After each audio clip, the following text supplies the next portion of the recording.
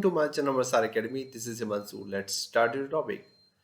So basically आज हम discuss करने वाले हैं फार्मास्यूटिकल एनालिसिस यूनिट फर्स्ट के कुछ मल्टीपल चॉइस क्वेश्चन के बारे में हम डिस्कस करेंगे। चलिए स्टार्ट करते हैं। ये unit first pharmaceutical analysis subject, जिसमें कि आपके पहली यूनिट फार्मास्यूटिकल एनालिसिस ही है, उसी में से कुछ मल्टीपल चॉइस क्वेश्चन है, उसको हम डिस्कस कर रहे हैं। वैसे तो मल्टीपल चॉइस क्वेश्चन डिस्कस करने का एक ही रीजन है कि थोड़ी सी प्रैक्टिस सेट हो जाए। अगर ये प्रैक्टिस सेट आप मिला लेंगे, अगर आप एक बार चैप्टर को पढ़ लेंगे, जैसे कि नॉर्मलिटी क्या है, मोलरिटी क्या है, मोल फ्रैक्शन क्या है, वो पढ़ने के बाद मेरे हिसाब से आप इजीली ये जो 15 क्वेश्चन है वो अच्छे से अटेंड कर पाओगे।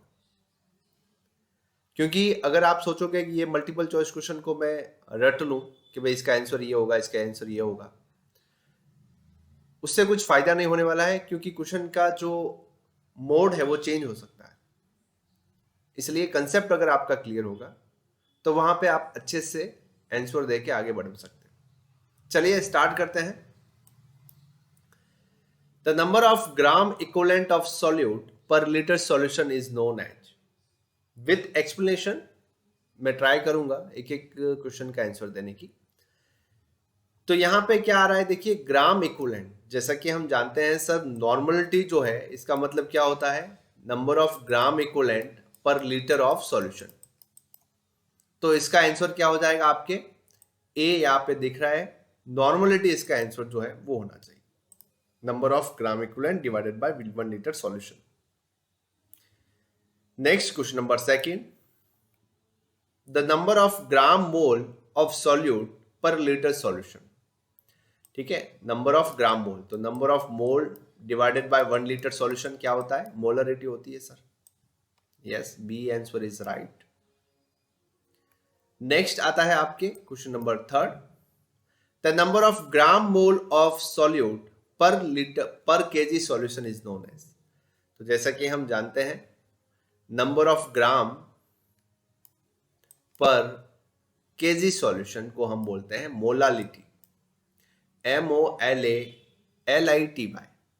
मोलरिटी किसको बोलते हैं, नंबर ऑफ ग्राम पर लीटर सॉल्यूशन। एंड अगर ये नंबर ऑफ ग्राम पर केजी सॉल्यूशन हो जाएगा, देन वी कॉल मोलालिटी। दोनों में डिफरेंस यही है। Question number 4, the ratio of number of gram mole of a component to total number of gram mole mixture of solution is known as mole fraction. ये हर एक topic हम discuss कर चुके हैं। अगर आप मेरे चैनल पर नए हैं तो आप प्लेलिस्ट में जाके देख सकते हैं। For B pharma first semester student, आपके सिलेबस के अकॉर्डिंग मैंने एक प्लेलिस्ट बना के रखी है, B pharma first semester as per your syllabus, ये प्लेलिस्ट का नाम है। वहां जाके आप देख सकते हैं, एज पर योर सिलेबस मैंने वीडियो कंटेंट अपलोड कर चुका हूं मैं, आप वहां जाके चेक कर सकते हैं। अगर उसके रिगार्डिंग कोई भी आपको कंफ्यूजन है तो उस वीडियो के नीचे कमेंट जरूर करें। तो ये सारे टॉपिक हम डिस्कस कर चुके हैं, उसी के रिलेटेड अब मल्टीपल चॉइस क्वेश्चन जैसे जैसे मेरे सामने आते हैं डिस्कस करते जाएंगे। Next question number 5, the number of gram of solute per 100 ml of solvent is known as, number of gram of solute 100 ml, तो क्या हो जाएगा, परसेंटेज वेट बाय वॉल्यूम। जैसे कि आप जानते हैं 10% है तो divided by 100। Question number 6, the chemical reagent from which solution of required concentration can be prepared. The answer will be C, concentrated solution. Question number 7, in strong acid strong base titration, the pH of mixture at initial state is find out of the formula. The answer will be A, Ya, because as we know that the pH is equivalent to minus log of H plus ion. अगर यहां पे हमारे पास strong acid और strong base की titration की pH determination करनी थी, अगर इसकी जगह बेस होता तो हम क्या करते, POH minus log of OH ion. Same जैसा कि आपको क्वेश्चन नंबर 8 में दिखाई दे रहा है, ये भी वही क्वेश्चन है। इन strong acid strong base the pH of mixture before equivalent point, before equivalent point जो है क्या हो जाएगा, presence of OH ion. The answer will be C। And now this time question number 7 the answer will be A। Next question number 9, in the standard solution which of the following accurately known? The answer will be A, normality, strength और percentage of chemical। क्योंकि जैसे कि हम जानते हैं standard solution जो होता है हमारे पास, उसकी नॉर्मलिटी और स्ट्रेंथ जो है उसी को हम डिटरमाइन करते हैं, और डिटरमाइंड है हमारे पास तो उसकी हेल्प से सेकंड स्टैंडर्ड का डिटरमिनेशन करते हैं। वॉल्यूम नहीं होगा, प्रेशर नहीं होगा, टेम्परेचर नहीं होगा। कई बार कुछ क्वेश्चन ऐसे आते हैं MCQ जिसमें कि हमने मोर देन करेक्ट देखना पड़ता है, मतलब रेस्ट ऑफ चारों ऑप्शन आप देखोगे तो आपको उससे भी पता लग जाएगा इसका आंसर जो है वो क्या होना चाहिए। तो द शर्त क्या है कि आपको अच्छे से क्वेश्चन को जो है वो रीड आउट करना पड़ेगा। Next question number 10, the process of adding known concentration until it complete the reaction with known volume is called as titration। as we know that titration की जो डेफिनेशन है वो क्या रहती है, किसी भी कंसंट्रेशन सॉल्यूशन की या किसी अननोन सॉल्यूशन की, नोन सॉल्यूशन की जो हम कंसंट्रेशन फाइंड आउट करते हैं। Next question number 11, in the titration and point, in the titration and point can be determined by change in colour. जैसे कि हम जानते हैं अगर मैं एसिड बेस टाइट्रेशन परफॉर्म कर रहा हूं, उस कंडीशन में टाइट्रेशन स्टार्ट होने से पहले मैं यहां पे इंडिकेटर डालूंगा। इंडिकेटर डालने का मतलब क्या है कि जो यहां पे pH की चेंजेस होगी वो विजुअलाइजेशन मुझे चेंज होते हुए कौन देगा, वो है हमारा इंडिकेटर। तो आंसर क्या हो जाएगा आपका इंडिकेटर। ठीक है, अगर फिनोफ्थलीन इंडिकेटर यूज कर रहा हूं इट मींस व्हाट, कि नीचे आपके जो कॉनिकल फ्लास्क में HCl या एसिड है और ऊपर जो आपने बेस लिया है। अगर ये उल्टी पोजीशन है, अगर नीचे बेस है तो मैं फिनोफ्थलीन यूज नहीं कर सकता, क्योंकि मैं जानता हूं फिनोफ्थलीन जो इंडिकेटर है वो बेसिक कंडीशन में कलर देता है। अगर इनिशियल स्टेट में मैं अगर फिनोफ्थलीन मिला दूंगा तो यहाँ पे ही मेरा कलर जो है वो आ जाएगा, और टाइट्रेशन में मुझे परफेक्टली एंड पॉइंट डिटरमाइन नहीं होगा। तो ये एज ये कॉमन नॉलेज तो आपको पता ही होगा कि अगर मेरे पास कॉनिकल फ्लास्क में एसिड है तो मैं फिनोफ्थलीन यूज करूंगा, और बेस है तो मैं मिथाइल ऑरेंज या मिथाइल रेड यूज करूंगा, बिकॉज देयर pH जो विजुअलाइजेशन जो pH रेंज है वो अलग अलग है। Question number 12, the quantity of chemical in each litre of solution is known as strength. क्या स्ट्रेंथ की रहती है लीटर ऑफ सॉल्यूशन की, वो इसका आंसर होगा।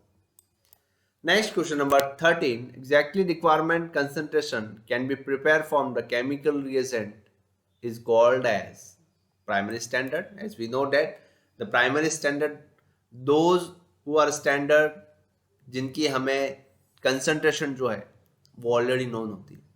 so the primary standard is a those chemical which have known concentration like oxalic acid, sodium carbonate. अगर acid primary standard की मैं बात करूं तो कौन सा एग्जांपल होगा, ऑक्सैलिक एसिड, और बेस प्राइमरी स्टैंडर्ड की मैं बात करूं तो सोडियम कार्बोनेट जो है वो आप ले सकते हैं। इसके अलावा भी बहुत सारे हैं। जब हम टाइट्रेशन परफॉर्म करते हैं, जैसे कि आपने प्रैक्टिकल लैब में जो टाइट्रेशन जो फर्स्ट आपका प्रैक्टिकल होता है 0.1 नॉर्मल का NaOH परफॉर्म करते हैं आप, स्टैंडर्डाइजेशन एंड प्रिपेयर। उस समय NaOH जो है वो सेकंड स्टैंडर्ड है। उस सेकंड स्टैंडर्ड का स्टैंडर्डाइजेशन करने के लिए हम प्राइमरी स्टैंडर्ड यूज करते हैं ऑक्सैलिक एसिड, और उस कंडीशन में हम इंडिकेटर जो है वो फिनोफ्थलीन यूज करते हैं। ठीक है, तो प्राइमरी स्टैंडर्ड ऑक्सैलिक एसिड है और ऑक्सैलिक एसिड की हमें नॉर्मलिटी फाइंड आउट होती है, या फिर जो प्राइमरी स्टैंडर्ड हम सॉल्यूशन बनाते हैं वो जो हम थ्योरेटिकली बनाते हैं वही प्रैक्टिकली बनता है। मतलब जैसा कि अगर ऑक्जेलिक एसिड की मैं बात करूं तो 63 ग्राम जो लेकर 1000 ml ऑफ वाटर में डालूंगा तो मेरे पास 1 नॉर्मल का ऑक्जेलिक एसिड का सॉल्यूशन बनेगा, बिकॉज ये प्राइमरी स्टैंडर्ड है, इसकी कंसंट्रेशन जो है 100% प्योर होती है। Next, an example of primary standard substance.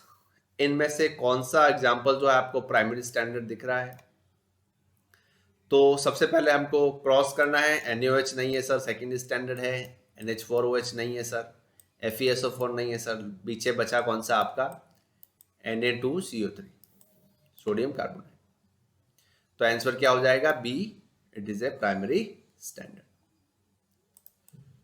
Next question आपका 15, the normal solution is one of the contain gram equivalent weight per litre. Simple है। तो यहां तक आपके 15 क्वेश्चन जो है वो पूरे हुए। होप सो आपको इसका एक्सप्लेनेशन समझ में आया होगा। इसके बावजूद भी कोई भी क्वेश्चन में आपको कुछ कंफ्यूजन रह रही है तो आप मुझे कमेंट करें, मैं पूरी कोशिश करूंगा उसका एक्सप्लेनेशन देने की। अगर आप मेरे चैनल पे नए हैं तो प्लीज सब्सक्राइब कर दीजिए मेरे चैनल को, और अगर आप फार्मेसी रिलेटेड स्टूडेंट हैं तो मेरे चैनल को सब्सक्राइब करने के बाद आपको ऐसे ही डिफरेंट डिफरेंट वीडियोस जो है for career prospective, for online study related your examination related of subject, specially pharmaceutical analysis, instrumental analysis, यहाँ तक कि फार्मास्यूटिकल एनालिसिस के लिए तो स्पेशल मैंने एक वीडियो प्लेलिस्ट बना के रखी है एज पर योर सिलेबस, जैसे कि मैंने अभी आपको बताया। आप मेरे प्लेलिस्ट में जाके चेक कर सकते हैं, जिसमें कि आपको 2 प्लेलिस्ट मिलेगी, जिसमें एक में है all topic related of B pharma pharmaceutical analysis, जिसमें कि जो टॉपिक मुझे दिखा वो उसका वीडियो बनाया और उस प्लेलिस्ट में मैंने डाल दिया।